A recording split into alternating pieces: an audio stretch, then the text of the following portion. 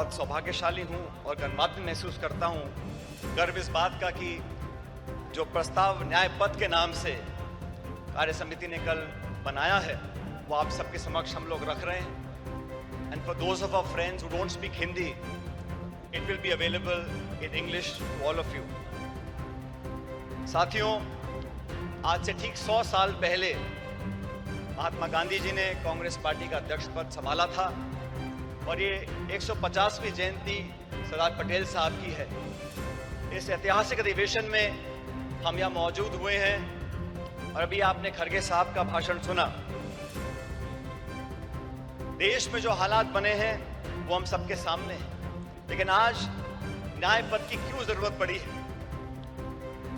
देश में जो सरकार काम कर रही है, पिछले 10 सालों में महंगाई, बेरोजगारी, आर्थिक असमानता, ध्रुवीकरण और क्रूरता की सारी हदें पार कर चुकी है और भारतीय राष्ट्रीय कांग्रेस अब नफरत, नकारात्मकता और निराशा के इस वातावरण को बदलकर न्याय और संघर्ष के रास्ते पर चलने के लिए प्रतिबद्ध है। कांग्रेस की रगों में कुर्बानी और राष्ट्रवाद भरा हुआ है, लेकिन कांग्रेस के लिए राष्ट्रवाद क्या है? जो लोग राष्ट्रवाद की दुहाई देते हैं, राष्ट्रवाद का चोला ओढ़कर वोट बटोरने का काम करते हैं, मैं उन लोगों को बताना चाहता हूं कि कांग्रेस पार्टी का जन्म संघर्ष के लिए हुआ, देश की आजादी के लिए हुआ और कांग्रेस पार्टी के सुनहरे इतिहास में हमारे नेताओं ने जो कुर्बानियां दी हैं उसका पूरे देश और दुनिया में कोई दूसरा उदाहरण नहीं है। कांग्रेस पार्टी के नेताओं ने देश को अखंड रखने के लिए, चाहे इंदिरा गांधी जी हो, चाहे राजीव गांधी जी हो, चाहे सरदार बेअंत सिंह हो, उन्होंने अपने प्राण न्यौछावर किए, छातियों पे गोलियां खाई इस देश की अखंडता और समृद्धता को एक रखने के लिए। ये कांग्रेस का राष्ट्रवाद है। कांग्रेस का राष्ट्रवाद भारत को जोड़ने का है, भाजपा का राष्ट्रवाद समाज को तोड़ने का है। कांग्रेस का राष्ट्रवाद भारत की अनेकता को एकता में मिलाने का है और भाजपा का राष्ट्रवाद अनेकता को खत्म करने का है। सत्ता को हथियाने के लिए और बरकरार रखने के लिए धर्म, जाति, क्षेत्रवाद, भाषा, पहनावा और खान पान में लोगों को बांटने के लिए जो राष्ट्रवाद की दुहाई देते हैं, उनको आईना दिखाने का अब समय आ चुका है। वो लोग जो कांग्रेस मुक्त बनाने की बात करते हैं, मैं याद दिलाना चाहता हूं आपको, राजीव गांधी जी प्रधानमंत्री बने थे तो कांग्रेस के पास 400 से ज्यादा सांसद थे। हमने कभी नहीं सुना राजीव जी को बोलते हुए कि विपक्ष मुक्त देश बनाना चाहते हैं या भाजपा मुक्त देश बनाना चाहते हैं, लेकिन घमंड की ये पराकाष्ठा हो गई है कि कांग्रेस मुक्त बनाना चाहते हैं। मैं उन सब विरोधी ताकतों को बताना चाहता हूं कि कांग्रेस की जड़ें देश में तो बहुत मजबूत हैं ही, लेकिन गुजरात में भी बहुत मजबूत हैं और 400 पार का नारा देने वालों को पिछले लोकसभा चुनाव में जनता ने आईना दिखा दिया और बैसाखियों पर लाके खड़ा कर दिया सरकार चलाने के लिए। प्रजातंत्र की पहरी है और संविधान की रक्षक है कांग्रेस पार्टी। 1950 में जब संविधान लागू हुआ था, उससे पहले बाबा साहब अम्बेडकर ने खुद 25 नवंबर 1939 को संविधान सभा में कहा था कि कांग्रेस के बिना संविधान बनाना असंभव था। पिछले 75 सालों में कई सरकारें देश में आई, कांग्रेस की और गैर कांग्रेस की, लेकिन हर सरकार ने मूलतः संवैधानिक संस्थाओं को पोषित करने का काम किया, संवैधानिक संस्थाओं को संरक्षण देने का काम किया। लेकिन दुर्भाग्य से पिछले 10 साल से जो सरकार दिल्ली में बैठी है, उन्होंने जानबूझकर नीतिगत तरीके से सभी संवैधानिक संस्थाओं को जानबूझकर खोखला करने का काम किया है, उनकी पारदर्शिता को समाप्त करने का काम किया है। और ये आज की बात नहीं है। फरवरी 2000 में भाजपा की सरकार ने संविधान की समीक्षा के लिए एक आयोग बनाया और साजिशपूर्ण तरीके से खिलवाड़ करने की कोशिश करी, लेकिन राष्ट्रव्यापी विरोध किया कांग्रेस ने, पूरे देश के लोगों ने उनको अपने हाथ पीछे खींचने पड़े। और 2024 के लोकसभा चुनाव से पहले भाजपा नेताओं ने खूब कहा 400 पार करा दो और भाजपा के सांसदीय उम्मीदवारों ने कई बार नारा देकर अपनी दुर्भावना को प्रकट किया कि कैसे वे संविधान से खिलवाड़ करना चाहते हैं।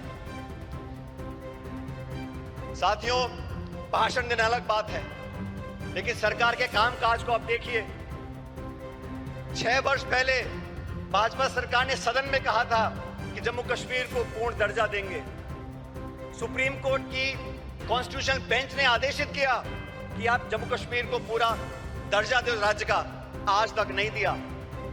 मणिपुर में क्या घट रहा हम देख रहे हैं। गृह युद्ध के हालात बने हुए हैं, बलात्कार हो रहा है, लूटपाट हो रही है, महामारी बची है, लेकिन ना तो प्रधानमंत्री जी को वहां जाने का समय है, ना उनकी इच्छा है।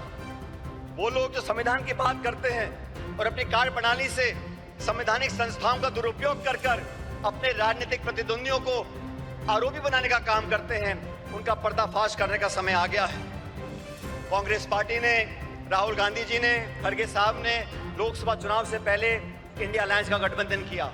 देश के सामने जो चुनौतियां थी उसका सामना करने के लिए समान दृष्टिकोण रखने वाले दलों को साथ लेकर आए थे, और भविष्य में भी भाजपा सरकार को चुनौती देने के लिए संसद के अंदर और संसद के बाहर समय पड़ने पर तमाम हमारे इंडिया अलायंस के गठबंधन के साथियों के साथ हम चर्चा कर आगे बढ़ने का काम करेंगे। मैं धन्यवाद देना चाहता हूं राहुल गांधी जी का। सामाजिक न्याय के लड़ाई लड़ने का अगर रास्ता किसी ने दिखाया है तो राहुल जी ने दिखाया है। 1951 में जब सुप्रीम कोर्ट ने देश में आरक्षण को खत्म कर दिया था, तो पंडित नेहरू जी की कांग्रेस सरकार थी जब वो अध्यादेश लेकर आए और संविधान में हमेशा के लिए आरक्षण का रास्ता परस्त कर दिया था। वो राजीव जी ने, इंदिरा जी ने उस रास्ते को अपनाया, और मुझे खुशी है कि आज खड़गे साहब और राहुल जी ने ये बीड़ा उठाया है कि सामाजिक न्याय दिलाने की जिम्मेदारी अपने कंधों पर ली है। देश में बैकलॉग है, SC, ST, OBC महिलाओं पर जो अत्याचार और हो रहे हैं, लगातार 13% की वृद्धि उसके अंदर हो रही है। देश का सद्भाव, सर्वधर्म संभाव। आज जो टकराव पैदा किया गया है, भाई को भाई से लड़ाने की जो एक साजिश रची जा रही है, उसके खिलाफ हम सब कांग्रेस जनों को साथ खड़ा होना होगा।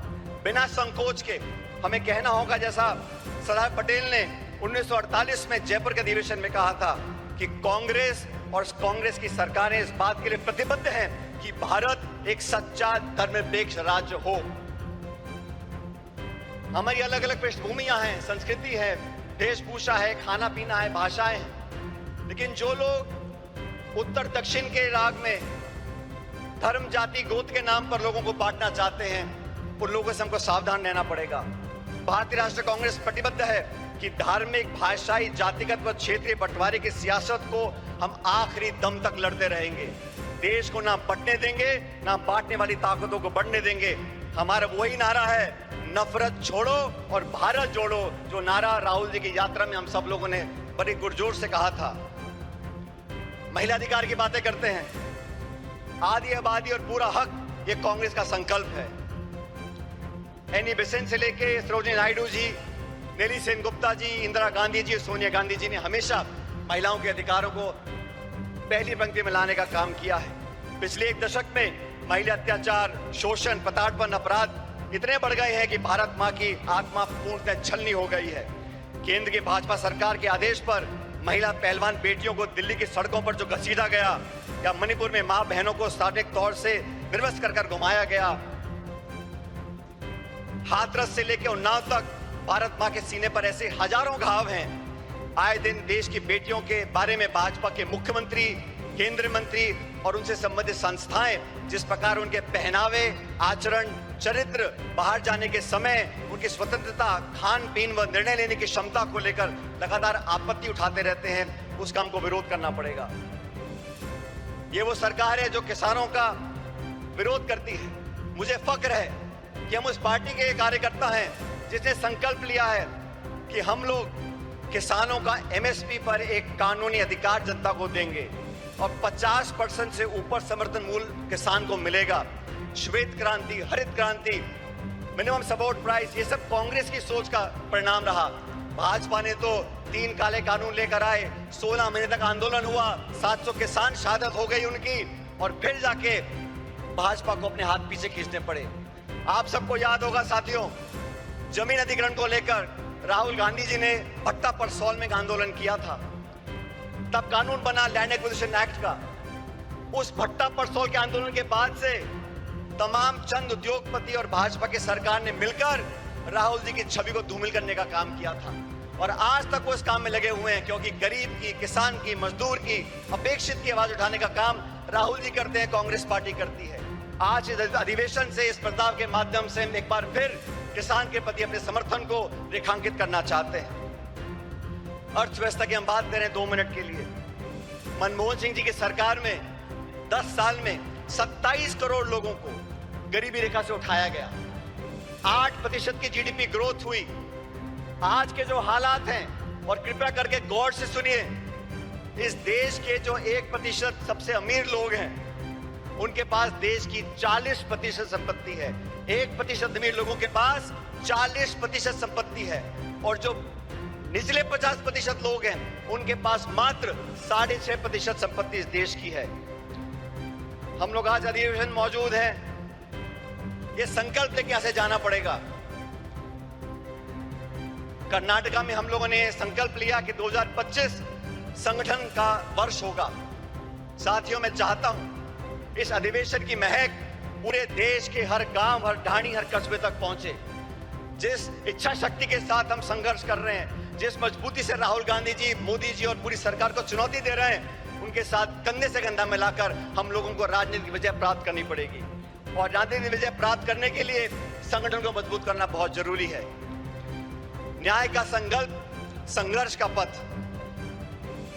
आज साथियों, हम एकजुट हो जाएं, पूरी दृढ़ इच्छा शक्ति के साथ न्याय का संकल्प करें, संघर्ष के पथ पर आगे बढ़ें। और आज इस बेहद कठिन दौर से हम गुजर रहे हैं, लेकिन हम सभी साथी कार्यकर्ता मजबूती से कांग्रेस की अपनी असीम संगठनात्मक क्षमता, दक्षता, कार्यकुशलता के आधार पर अधिक से अधिक विस्तार करें और भारतवासियों के लिए न्याय के संघर्ष का संकल्प सरकार हम साकार करेंगे। ये संघर्ष रंग लाएगा और विजय दिलाएगा। मैं अंत में दिनकर साहब की कुछ पंक्तियों को परिभाषित कर आपके बीच रखना चाहता हूं। चले संघर्ष आठों याम तुमसे, चले संघर्ष आठों याम तुमसे, करेंगे अंत तक संग्राम तुमसे। हमारे न्याय की संकल्पना साकार होगी, कांग्रेस की फिर जय जयकार होगी। बहुत बहुत धन्यवाद। जय हिंद।